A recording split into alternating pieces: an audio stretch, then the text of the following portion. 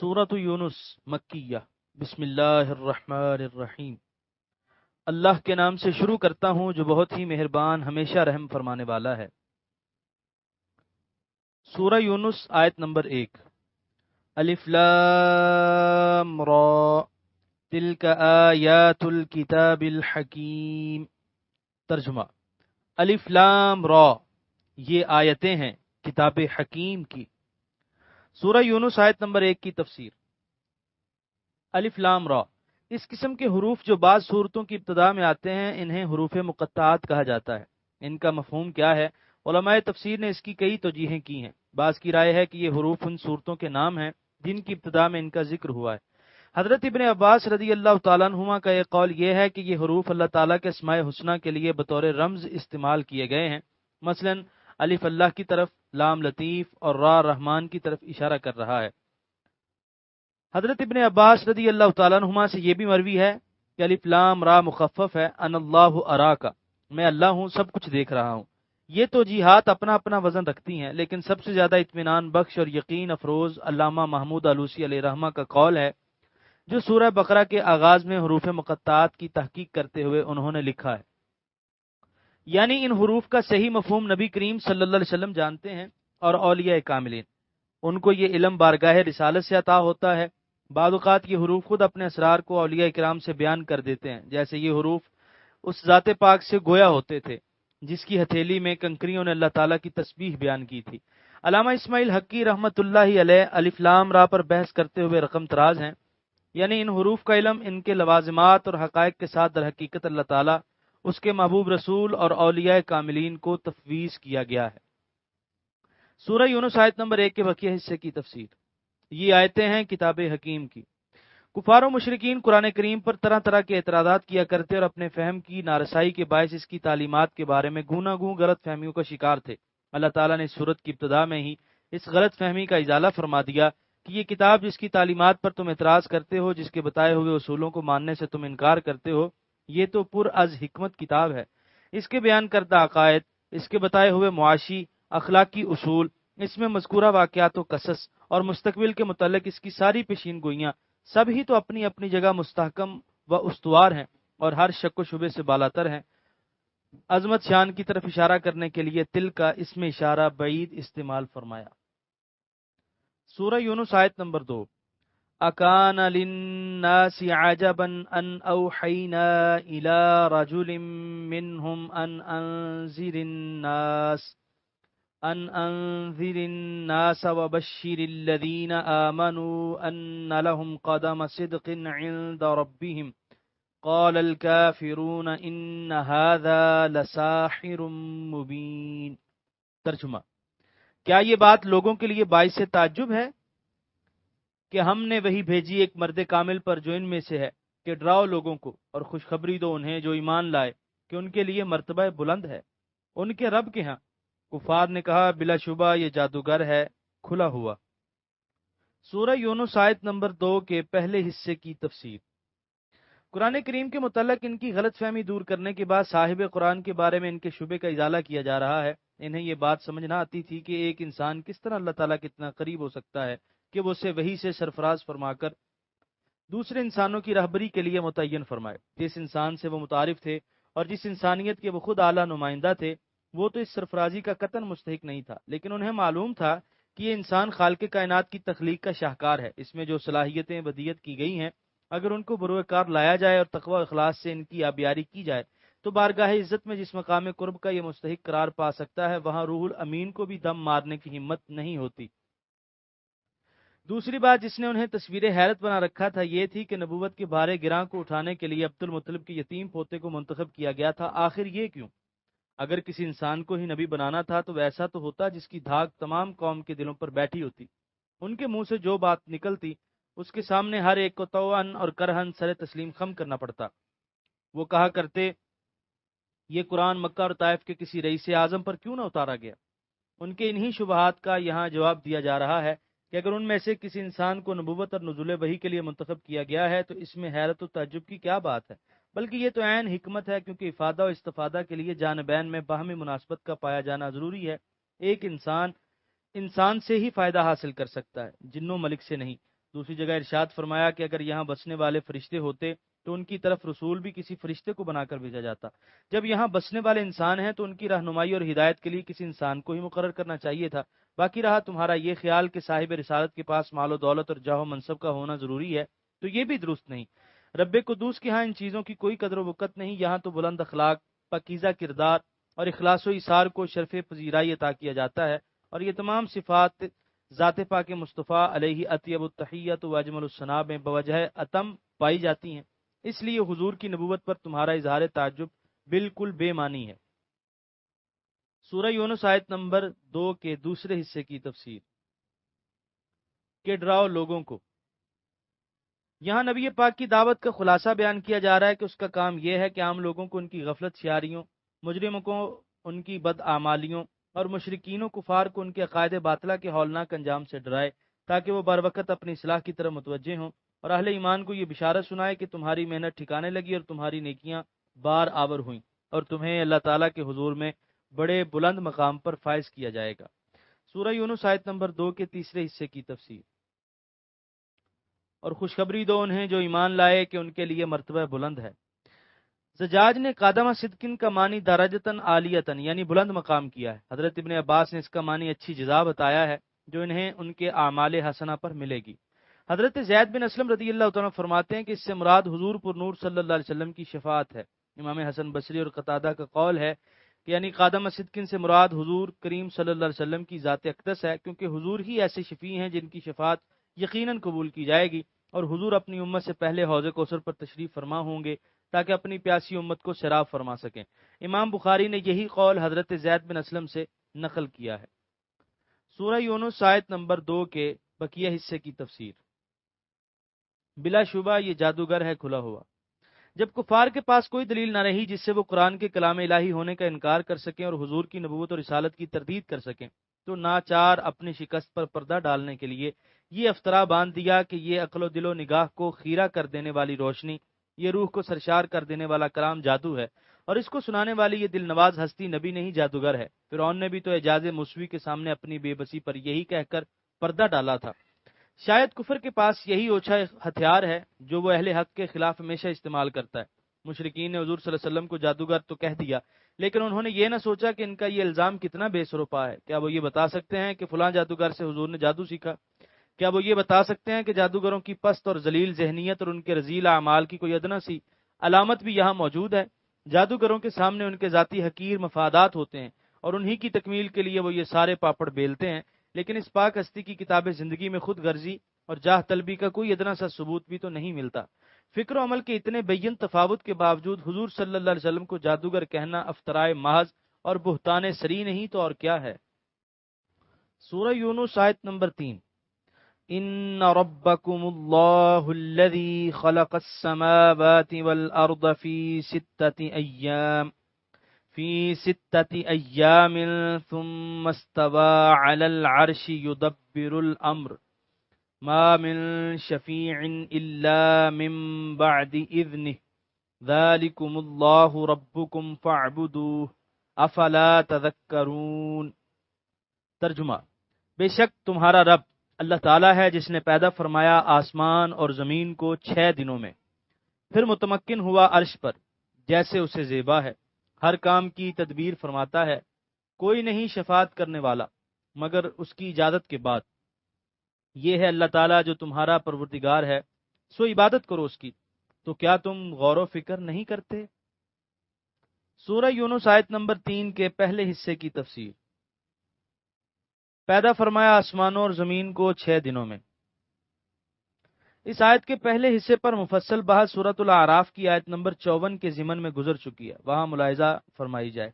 یہاں ایک خاص چیز کی طرف آپ کی توجہ مبذول کروانا چاہتا ہوں، وہ یہ کہ بعض لوگ کائنات کی تخلیق کی تفصیلات قرآن سے تلاش کرنا چاہتے ہیں، اور اپنے زمانے کے مفکرین و فلاسفہ کے نظریات جو مقبول عام ہوتے ہیں ان کے رنگ میں قرآن کو بھی رنگنا چاہتے ہیں، لیکن ان کا یہ اسلوب فکر قرآن کریم کے متعلق قطعاً دانشمندانہ نہیں، کیونکہ ہر زمانے کے اہل فکر اپنی ذہنی کاوشوں سے اپنے نظریات وضع کرتے ہیں، اور لوگ ان کے زوردار دلائل سے مرعوب ہو کر ان کو حق تسلیم کر لیتے ہیں، اور اس بات میں ان کو حرف آخر قرار دے دیتے ہیں۔ لیکن کچھ عرصے بعد انہی مفکرین کے پیروکار اور شاگرد اپنے پیشرو و اساتذہ کے نظریات کو غلط ثابت کر دیتے ہیں اور پہلے دلائل سے بھی زیادہ وزنی دلیلوں پر اپنے نئے نظریات کی پرشکوہ عمارت لا کھڑی کرتے ہیں، اور ان کے نظریات کا حشر بھی یہی ہوا کرتا ہے۔ اس لیے آیات قرآنی کو کسی قدیم یا جدید نظریے کا پابند کرنا قرآن کے مزاج کے خلاف ہے۔ کچھ وقت کے لیے کسی نظریے سے ہم آہنگ کر کے لوگوں کو بتایا جا سکتا ہے کہ قرآن کے ارشادات بھی وہی ہیں جن کو فلاں فلسفی یا فلاں سائنسدان نے پیش کیا ہے، لیکن آپ خود غور فرمائیے، اگر کچھ عرصے بعد ان نظریات کا بطلان ہو گیا تو کیا اس کی زد آیات قرآنی پر نہیں پڑے گی؟ یہ بات بھی ذہن نشین رہے کہ قرآن کریم تخلیق کائنات کی تفصیل بیان کرنے والی کتاب نہیں، بلکہ یہ رشد و ہدایت کا صحیفہ ہے۔ اس میں جہاں کہیں انفسی اور آفاقی آیات کا ذکر کیا گیا ہے، اس کا مدعا فقط اللہ تعالیٰ کی عظمت و کبریائی اور علم و حکمت کو ظاہر کرنا ہے۔ سورہ یونس آیت نمبر 3 کے دوسرے حصے کی تفسیر۔ پھر متمکن ہوا عرش پر جیسے اسے زیبا ہے، ہر کام کی تدبیر فرماتا ہے۔ یعنی جس ذات پاک نے آسمانوں اور زمین کو 6 دوروں میں پیدا فرمایا ہے، وہ ان کو پیدا کر کے ان سے لا تعلق نہیں ہو گیا، بلکہ اس کارخانہ ہستی کے زمام حکومت اسی کے دست قدرت میں ہے۔ ہر چھوٹے سے چھوٹا اور بڑے سے بڑا کام اسی کے حکم اور اسی کے اذن سے انجام پاتا ہے۔ وہ خالق بھی ہے اور مالک و حاکم بھی ہے۔ ہر چیز جس کو اس نے پیدا فرمایا ہے وہ ایک آئینہ ہے جس میں اس کے خالق کے علم کامل اور حکمت بالغہ کے ان گنت جلوے جھلک رہے ہیں۔ تدبیر کا لغوی معنی ہے تمام کاموں کو اس طرح کرنا کہ ان سے بہترین نتائج ظاہر ہوں، اور یہاں مطلب یہ ہے کہ اللہ تعالیٰ کائنات کی ہر چھوٹی بڑی چیز کو اس طرح اپنے اپنے مقام پر مناسب صفات سے متصف کر کے رکھتا ہے کہ کسی کو انگشت نمائی کی جرت نہیں ہو سکتی۔ اگر آپ اس آیت میں مقرر غور فرمائیں گے تو آپ کو اس میں طرح طرح کی گمراہیوں کا رد ملے گا، جس میں صرف جاہل اور بے عقل ہی نہیں بلکہ اپنے آپ کو اقلیم عقل و خرد کا فرمانروا کہلانے والے بھی گرفتار تھے۔ چنانچہ ایسے فلسفی بھی گزرے ہیں اور اب بھی ہیں جو اللہ تعالیٰ کے وجود کے ہی قائل نہیں۔ بعض اس کے وجود کو تو تسلیم کرتے ہیں لیکن مادے کو قدیم مانتے ہیں، اور بعض کا یہ خیال ہے کہ ہر چیز کا خالق تو وہی ہے۔ زمین و آسمان، مادہ و مادیات کی تخلیق تو اس نے فرمائی، لیکن پیدا کرنے کے بعد اب اس کا اپنی پیدا کی ہوئی کائنات سے کوئی سروکار نہیں۔ اس آیت میں سب کا رد فرما دیا۔ سورہ یونس آیت نمبر 3 کے بقیہ حصے کی تفسیر۔ کوئی نہیں شفاعت کرنے والا مگر اس کی اجازت کے بعد۔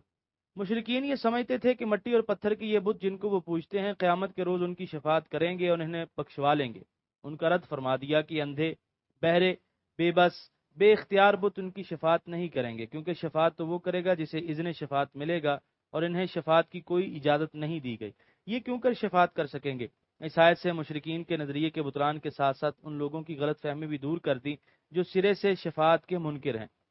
یعنی اس آیت سے ثابت ہوا کہ وہ پاک بندے شفاعت کریں گے جنہیں شفاعت کرنے کی اجازت مرحمت فرمائی جائے گی۔ سورہ یونس آیت نمبر 4۔ الیہ مرجعکم جمیعا وعد اللہ حقا انہ یبدأ الخلق ثم یعیدہ لیجزی الذین آمنوا وعملوا الصالحات بالقسط والذین کفروا لهم شراب من حمیم وعذاب علیم بما كانوا یکفرون۔ ترجمہ: اسی کی طرف لوٹنا ہے تم سب نے، یہ اللہ تعالیٰ کا سچا وعدہ ہے، بے شک وہی ابتدا کرتا ہے پیدائش کی، پھر وہی دہرائے گا اسے، تاکہ جزا دے انہیں جو ایمان لائے اور نیک عمل کیے انصاف کے ساتھ، اور جنہوں نے کفر کیا ان کے لیے پینے کو کھولتا ہوا پانی اور دردناک عذاب ہوگا بوجہ اس کے کہ وہ کفر کرتے رہتے تھے۔ سورہ یونس آیت نمبر 4 کی تفسیر۔ یعنی ان قدرتوں اور حکمتوں کا مالک ہر چھوٹے سے چھوٹے اور بڑے سے بڑے کام کو اپنے اختیار اور مرضی سے سر انجام دینے والا، جس کے حضور میں بلا اجازت کوئی لب کشائی کی جرت بھی نہیں کر سکتا، وہ ہے تمہارا پروردگار اور تمہارا معبود۔ جب اور کوئی ایسا نہیں تو اسے چھوڑ کر کسی کی عبادت کیوں کی جائے؟ اب تک اگر بعض غلط فہمیوں کے باعث حقیقت حال سے بے خبر رہے ہو اور اپنے معبود برحق کے ساتھ عبودیت و بندگی کا رشتہ استوار نہیں کر سکے، تو اب جب کہ حقیقت عیاں ہو چکی ہے اور شک و شبے کا غبار چھٹ گیا ہے، اب ہوش میں آؤ اور اپنی عمر کا بقیہ حصہ تو اس کی یاد میں گزار دو۔ مشرکین مکہ کے لیے جس طرح وحی کا نزول کسی انسان کا شرف نبوت سے مشرف ہونا محل تعجب تھا، اسی طرح قیامت کے وقوع پذیر ہونے کی بات بھی ان کے فہم سے بالا تر تھی۔ یہاں انہیں اس بات کی طرف متوجہ کیا جا رہا ہے کہ لا محالہ تمہیں قیامت کے روز بارگاہ رب العزت میں حاضر ہونا ہوگا۔ ساتھ ہی انہیں یہ بھی بتا دیا کہ قیامت کے دن تمہیں دوبارہ زندہ کر کے جواب دہی کے لیے حاضر کرنے والی وہی ذات ہے جس نے تمہیں پہلے خلات وجود سے نوازا جب تم کچھ نہیں تھے، اور اس نے تمہیں پیدا فرما دیا۔ اس کے لیے کیا مشکل ہے کہ مرنے کے بعد تمہیں دوبارہ زندہ کر دے۔ سورہ یونس آیت نمبر 4 کے بقیہ حصے کی تفسیر۔ تاکہ جزا دے انہیں جو ایمان لائے اور نیک عمل کیے۔ یہاں وقوع قیامت کی حکمت بیان کی جا رہی ہے تاکہ نیکوں کو ان کی نیکیوں کا اجر اور بروں کو ان کی برائیوں کی سزا ملے۔ یہ دنیا دارالعمل ہے، دارالجزا نہیں۔ ہم دیکھتے ہیں کہ اہل خیر و صلاح کو ان کے اعمال حسنہ کا بدلہ اس دنیا میں نہیں ملتا، ان کی زندگیاں آلام و مصائب سے گھری ہوتی ہیں، اور کئی فاسق و فاجر عیش و عشرت سے زندگی بسر کرتے ہیں اور ان کے اعمال بد پر انہیں سزا نہیں ملتی۔ اگر اس دنیا کے بعد دارالآخرت نہ ہو تو تسلیم کرنا پڑے گا کہ عدل و انصاف کے تقاضے پورے نہیں ہوئے، اور یہ بات اللہ تعالیٰ کی ذات کو زیبا نہیں۔ اس لیے ضروری ہے کہ اس دار فنا کے بعد دار بقا ہو، جہاں ہر شخص کو اس کے اعمال نیک و بد کا بدلہ ملے۔ قیامت پر ایمان انسان میں اعمال بد سے نفرت پیدا کرنے اور اعمال حسنہ کی ترغیب دلانے میں بہت ہی مؤثر ہے۔ سورہ یونس آیت نمبر 5۔ هو الذي جعل الشمس ضياء والقمر نورا وقدره منازل لتعلموا عدد السنين والحساب ما خلق الله ذلك إلا بالحق يفصل الآيات لقوم يعلمون۔ ترجمہ، وہی ہے جس نے بنایا سورج کو درخشاں اور چاند کو نور، اور مقرر کی اس کے لیے منزلیں تاکہ تم جان لو گنتی برسوں کی اور حساب۔ نہیں پیدا فرمایا اللہ تعالیٰ نے اسے مگر حق کے ساتھ، تفصیل سے بیان کرتا ہے اپنی قدرت کی نشانیاں ان لوگوں کے لیے جو علم رکھتے ہیں۔ سورہ یونس آیت نمبر 5 کے پہلے حصے کی تفسیر۔ وہی ہے جس نے بنایا۔ قرآن حکیم نے اللہ تعالیٰ کی توحید اور اس کی صفات کمال کے اس بات کے لیے جو طرز استدلال اختیار کیا ہے وہ دنیا بھر کے فلسفیوں اور اہل علم کے طرز استدلال سے جدا ہے، قوت و تاثیر میں بھی اور وضاحت و بیان میں بھی۔ یہاں ہمیں مغلق اور پیچیدہ فنی اصطلاحات کا نشان نہیں ملتا، یہاں دل میں اتر جانے والی صاف صاف باتیں ہوتی ہیں جن سے عالم بھی اور ان پڑھ بھی اپنی اپنی استعداد کے مطابق یکساں طور پر مستفید ہو سکتا ہے۔ یہاں بھی قدرت الہی کی چند نشانیاں بیان کرنے اور ان میں غور و فکر کی دعوت دی جا رہی ہے۔ کون سی آنکھ ہے جو صبح کے وقت مشرق کے افق سے سورج کو ابھرتے ہوئے نہیں دیکھتی؟ جو ابھرتا ہے تو سارا جہان جگمگا اٹھتا ہے۔ زندگی کی حرارت ہر شے کے رگ و پے میں سرایت کر جاتی ہے، پھر وہ اپنی مقررہ راہ سے گزرتے ہوئے شام کے وقت مغربی افق میں ڈوب جاتا ہے۔ کون سی آنکھ ہے جس نے رات کے وقت چاند کو اپنی روح پہلی کرنیں بکھیرتے ہوئے نہیں دیکھی؟ سورج اور چاند دونوں عرصہ دراز سے مصروف گردش ہیں، اور کبھی بھی ایسا نہیں ہوا کہ وہ اپنے وقت پر طلوع و غروب نہ ہوتے ہوں یا انہوں نے اپنے مقرر راستوں سے سر منہ انحراف کیا ہو۔ کیا ان کا پیدا کرنے والا علیم و حکیم اور سمیع و بصیر نہیں؟ یقیناً ہے۔ سورہ یونس آیت نمبر 5 کے دوسرے حصے کی تفسیر۔ سورج کو درخشاں بنایا اور چاند کو نور۔ اس آیت میں اس کی تدبیر کی چند نشانیاں بیان کی جا رہی ہیں، یعنی اللہ تعالیٰ کی قدرت کاملہ اور حکمت بالغہ کا مشاہدہ کرنا ہو تو آفتاب جہاں تاب کی طرف دیکھو اور مہتاب عالم افروز کا ملاحظہ کرو۔ سورج کو ضیاء اس نے بخشی ہے اور چاند کو روشنی اسی نے مرحمت فرمائی ہے۔ سورج کی کرنوں کی اپنی تاثیر ہے اور چاند کی روشنی کی اپنی تاثیر جو اہل علم سے مخفی نہیں۔ پھر ان کو پیدا کر کے اور روشن کر کے آوارہ نہیں چھوڑ دیا، بلکہ ان کا راستہ متعین کر دیا اور ان کے لیے منزلیں مقرر کر دی ہیں۔ یہاں ایک امر غور طلب ہے کہ سورج کی روشنی کے لیے ضیاء کا لفظ اور چاند کی روشنی کے لیے نور کا لفظ استعمال فرمایا۔ اس کی حکمت یہ ہے کہ ضیاء اس روشنی کو کہتے ہیں جو ذاتی ہو، اور نور اس کو کہتے ہیں جو ذاتی نہ ہو بلکہ کسی دوسری چیز سے حاصل ہو۔ کیونکہ سورج کی روشنی ذاتی ہے اس لیے اس کے لیے ضیاء کا لفظ استعمال کیا، اور قمر کی روشنی سورج سے مستفاد ہے اس لیے اس کے لیے نور کا لفظ مستعمل ہوا۔ واللہ تعالی اعلم۔ سورہ یونس آیت نمبر 5 کے تیسرے حصے کی تفسیر۔ اور مقرر کی اس کے لیے منزلیں۔ چاند زمین کے گرد گردش کرتا ہے اور اپنی گردش کے فلک کو 27 دن 7 گھنٹوں اور 43 منٹوں میں طے کرتا ہے، لیکن اسے اس جگہ پر پہنچنے کے لیے جہاں وہ سورج سے نور حاصل کر سکے مزید 1-2 دن لگتے ہیں۔ اس لیے نیا چاند 29-30 دن کے بعد دکھائی دیتا ہے۔ علماء فلک نے چاند کے لیے 28 منزلیں مقرر کی ہیں، اور ہر منزل کو اس کے ستارے یا ستاروں کے مجموعے سے موسوم کیا ہے جہاں وہ ہر رات پہنچ جاتا ہے۔ چنانچہ علماء عرب نے اس کی منازل کے مندرجہ ذیل نام مقرر کیے ہیں: الشرطان، البتین، السریہ، الدبران، النفع، النعطہ، الزرا، النشرہ، الطرف، الجبہہ، الزبرہ، الصرفہ، العوا، السماک، الاعزل، الغفرہ، الزبانی، الاکلیل، القلب، الشعلہ، النعیم، البلدہ، سعد الزبائے، سعد بلح، سعد السعود، سعد الاخبیہ، فرغ دل المقدم، الفرغ المؤخر اور بطن الحوت۔ پھر انہیں 12 مشہور برجوں میں تقسیم کیا گیا ہے جن کے نام یہ ہیں: حمل، ثور، جوزا، سرطان، اسد، سنبلہ، میزان، عقرب، قوس، جدی، دلو اور حوت۔ اس طرح ہر برج 3 سے ہی 1/2 منزلوں پر مشتمل ہوگا۔ جب تک چاند ان منزلوں میں ہوتا ہے وہ آنکھوں سے دکھائی دیتا ہے۔ پھر اگر مہینہ 29 کا ہو تو 1 رات اور اگر 30 کا ہو تو 2 رات نگاہوں سے اوجر رہتا ہے، اور پھر اثر 9 منزل اول سے گردش شروع کر دیتا ہے۔ سورہ یونس آیت نمبر 5 کے بقیہ حصے کی تفسیر، تاکہ تم جان لو گنتی برسوں کی اور حساب۔ ان کے لیے منزلیں متعین کرنے کی حکمت بتائی جا رہی ہے کہ تم سالوں کی گنتی کر سکو، اپنی کھیتی باڑی کاروبار کے لیے مہینے اور دن مقرر کر سکو۔ دن رات کا تعین سورج کی یومی گردش سے ہوتا ہے اور مہینے اور سال کی پہچان چاند سے ہوتی ہے۔ اسلام نے اپنے بیشتر احکام کی بنیاد قمری سال پر رکھی ہے، کیونکہ اس کا جاننا ہر ایک کے لیے یکساں طور پر آسان ہے۔ ہلال طلوع ہوتا ہے تو سب کو پتہ چل جاتا ہے کہ نیا مہینہ شروع ہو گیا ہے۔ سورہ یونس آیت نمبر 5 کے آخری حصے کی تفسیر، نہیں پیدا فرمایا اللہ تعالیٰ نے اسے مگر حق کے ساتھ۔ سورہ نعم کی آیت نمبر 73 کا حاشیہ ملاحظہ فرمائیے۔ سورہ یونس آیت نمبر 6، ان فی اختلاف اللیل والنہار وما خلق اللہ فی السماوات والارض لآیات لقوم یتقون۔ ترجمہ، بے شک گردش لیل و نہار میں اور جو کچھ پیدا فرمایا اللہ تعالیٰ نے آسمان اور زمین میں، ان میں اس کی نشانیاں ہیں اس قوم کے لیے جو متقی ہے۔